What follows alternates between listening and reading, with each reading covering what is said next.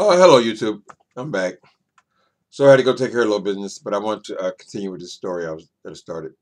So this is part two of Benny's, the story of Benny Nicholas.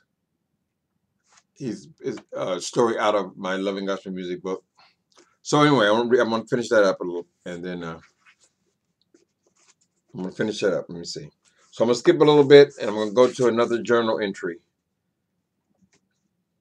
Okay, so this is Dwayne Brown, which was my primary character I started off with in the first book, Loving Gospel Music. Now, so his best friend has killed himself, right? And so he's killed himself, and this is a couple of days after that interaction he has with the boy's father, whom he sort of blames for Benny's suicide. All right. So this is journal entry 649. So this kid is 17 years old. He's been journaling since he was 10 years old. And his journals are addressed to God. It's not a very religious book, but when he journals, he always addresses it to God. So let's pick it up. October 4th, 1975, later that night. Okay, this is later, same night that he has gotten angry. He smashed his hands. He went to the hospital on his desk. He went to the hospital. Now he's got out of the hospital after his best friend committed suicide. I would just read it all, but you know, a novel is kind of long-winded. All right, October 4th, 1975. Later that night. How you must hate me. It was the first thing he said to me. My mother and grandma had left us alone together in my room at his request. I don't hate you, Pastor. I don't I don't know you well enough to hate you. My grandma always told me that if you're going to say that you hate somebody, you should at least know that person first. You've been going to my church since you were a baby, Dwayne. I've been coming to the house of God since I was a baby. I never thought of it as your church. But yes, I have been listening to you preach my entire life. That doesn't mean I know you. You're a smart boy, Dwayne. I can see that. It makes sense that you and my son would have been such good friends. Benny was very smart, sir. And yes, we were very good friends. That's why I've come here, son. He said, no one in my family knows I'm here right now. I snuck out through the back of the house. My house has been full of well-meaning family and loved ones since this nightmare began. I felt that if I didn't get out of there, at least for a little bit, my head would explode off its foundation. Your grandmother was kind enough to bring me here to see you. Okay, so this conversation is going on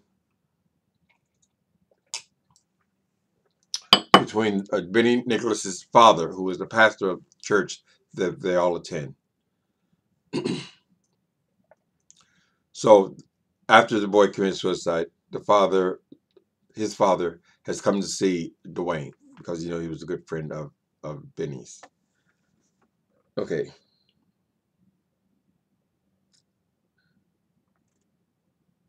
Okay, he paused, then took a long look around my room. I seemed to see all my things as if for the first time through his eyes. Then he told me that you were his best friend, he continued. Son, did he say anything? Anything at all to you about all this? What do you want from me, Reverend Nicholas? Do you want to know if I knew that Benny had told you that he was gay and that you had thrown him out of your house? That's not true. Who told you that? He said, raising his voice a little. Is that what Benny told you? That I had thrown him out of our home? Isn't that what happened? No, it's not what happened. Yes, he had come into my study 3 weeks ago and told me what's been going on between him and the other boy. And yes, I do admit that I did not like what I was hearing. I didn't like it one bit, but I would never. What boy? I asked, my throat tightening. That other boy from the choir. The one that the two of you were always with. Don't tell me you didn't. Don't tell me, young man, that you didn't know they were calling themselves lovers, whatever the hell that means. Terry something. What was his name? Terry Baxter? I said I needed to sit down. I didn't feel so good. Well, whatever his name is, Benny said that the two of them were more than just friends, and it was time for me to. I don't know why my voice goes out like this. Okay.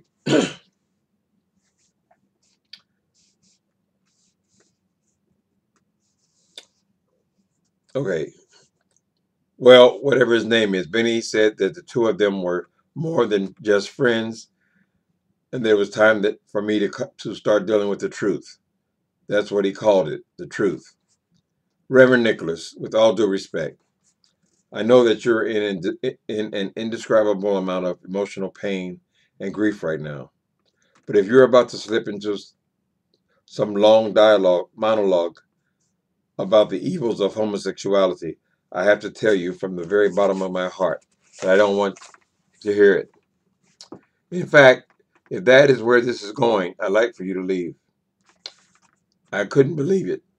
Lord, I just told the pastor of my church and the father of a dead teenager to get out of my house, and I wasn't kidding around. My next step would have been to open the door and call for my mother and grandmother. Thankfully, things didn't go that far. The pastor apologized for upsetting me and asked me if we could talk just a little bit more before he had to get back to his family where he belonged. I didn't throw him out of our house, Dwayne, he said. I came home from Bible study last Wednesday night to find that Benny had left. He'd taken what couldn't have been more than an armload of clothes from his closet and left. My God, it's hard to believe that was only 5 days ago. It seems like weeks. In spite of what you and many other people may be thinking right now, I love my son very much. I would never have done that to him. In fact, if truth be told, I don't think any of the members of my family were as shocked as we put on. This thing, this thing had been boiling up to the ram for the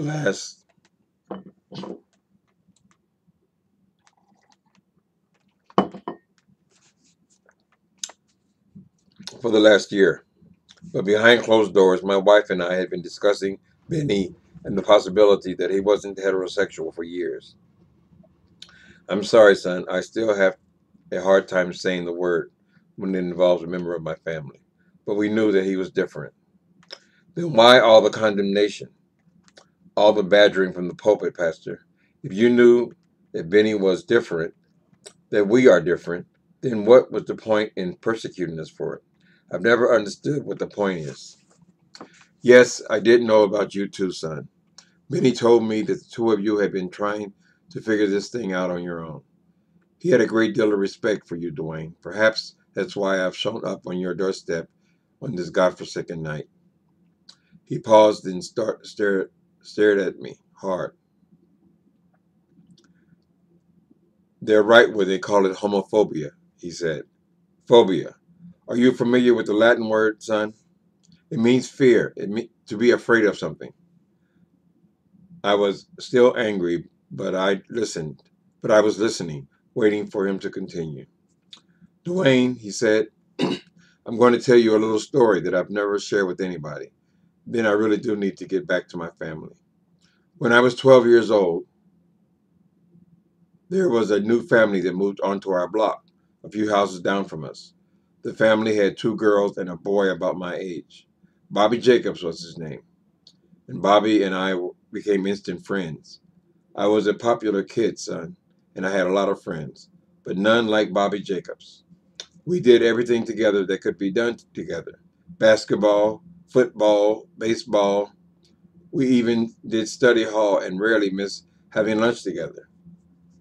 Pretty normal stuff for 12-year-old boys. But very early on, I realized that there was something strange about the way I felt about Bobby Jacobs. It was like I liked him too much. Of course, I never told anybody about these feelings, especially him. Way back then, son, we all knew that The very worst thing in the world to be was a faggot. I'm sorry, Dwayne. I understand what a derogatory word that is, but I'm just trying to make a point. Everybody wants to blame the church for the way the world perceives homosexuality. But this was many years before I had religion. I didn't know anything about the Bible or anything written in it. Yet I knew that if I ever let anyone know that I was having these kinds of feelings for another boy, at the very least I'd get beat up and maybe even have to find another school. No need to apologize yet, Pastor Nicholas, I said. So far, all I hear is a man telling the truth. Things haven't changed as much as you might think. Go on with your story. He turned away and looked out the window. One Friday night, I was staying over at Bobby Jacobs' house. We had been playing one-on-one basketball until the sun went down. And when we got back to his room, we started wrestling on his bedroom floor. I had Bobby in a scissor lock around his neck, and then suddenly he was grabbing frantically at my legs and telling me to let go. He wasn't kidding around, Dwayne. He was having a hard time breathing. Now, of course, I wasn't trying to hurt him. He was my best friend, but I couldn't let him go. Because if I had let him go right then, son, Bobby Jacobs would have seen my very first erection.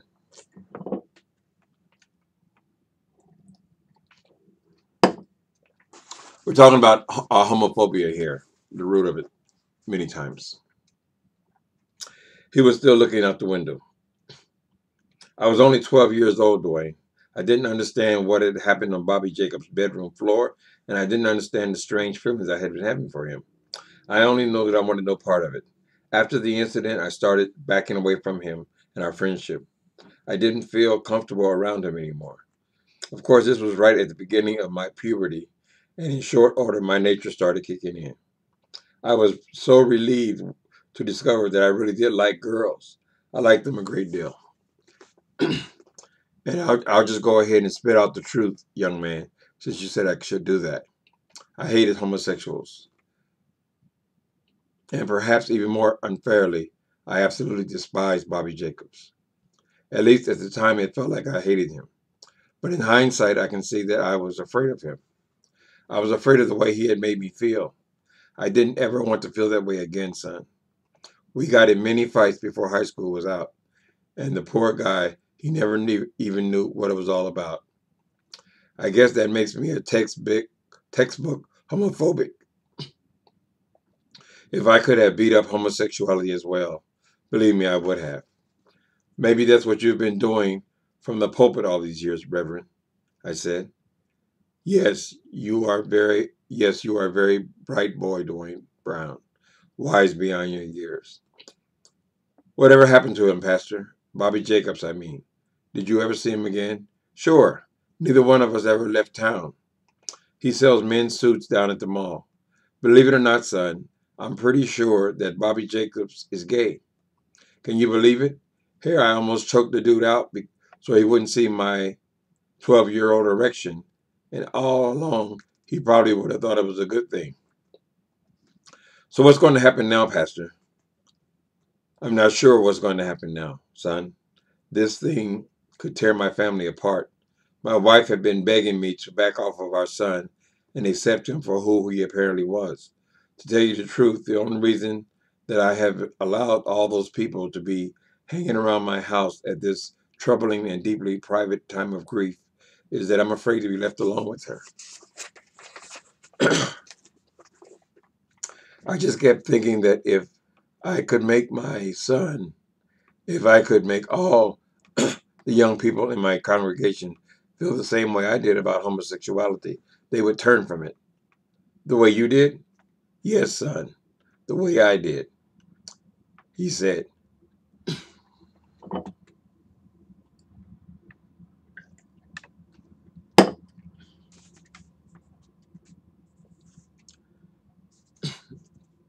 Yes, son, the way I did, he said.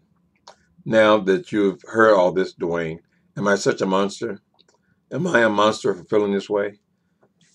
You're not a monster, Pastor. No one is suggesting that you're a monster, I said. But you are wrong. And I think that you are giving yourself way too much credit. You didn't will yourself to be heterosexual. And your hatred of homosexuality doesn't make you more heterosexual. I'm not a psychiatrist, Pastor. I'm just a 17-year-old kid in mourning over the senseless loss of my friend. Just another 17-year-old kid. I haven't lived long enough yet to delude myself into thinking I have all the answers. But even I can see that your puberty came on you suddenly and was traumatic. I got my first erection because the bath water was too hot.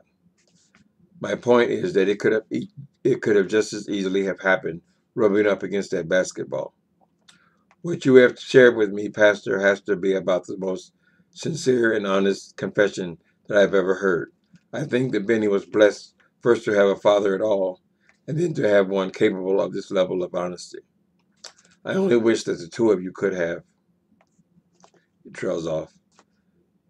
I also think that it's admirable, Pastor, that you didn't hide behind 2 or 3 passages from the Bible to make your point, or justify your feelings, or as you so appropriately put it, your phobia. We both know who I should have had this conversation with, Dwayne, he said. Oh God, now it's too late. Now I've killed him. I've killed my boy. Then the Reverend broke into wild and uncontrollable tears, deep guttural sounds, all the while grasping for breath, and calling for your help, Lord. Bang, bang, bang. My grandmother was in the room. She took the Reverend in her arms, and the two of them sat there on my bed, rocking and sobbing for what seemed like forever. All 3 of us were in torrents and waves of uncontrollable tears. Tears for Benny and the loss of such an unlived life. Tears from Reverend Nicholas and his undescribable pain, grief, and guilt. My mother wasn't crying. She was just standing there in the doorway looking like reality was trying unsuccessfully to bore a hole through her forehead. I need to go now, he said at last, when his sobbing became subdued. Sister Jones, please take me back home to my family now. Oh, Benny Nicholas, how could you have done this? I said into my pillow as I drifted off to sleep. Okay, that's the story of Benny Nicholas. He was Dwayne's best friend, died of suicide. And he touched Dwayne's life in such a way that, because the story is a coming of age story. So it starts with Dwayne being 10 years old and it ends in his death, in his murder. But Benny Nicholas was always a part of his story, even though he died at about 17 years old.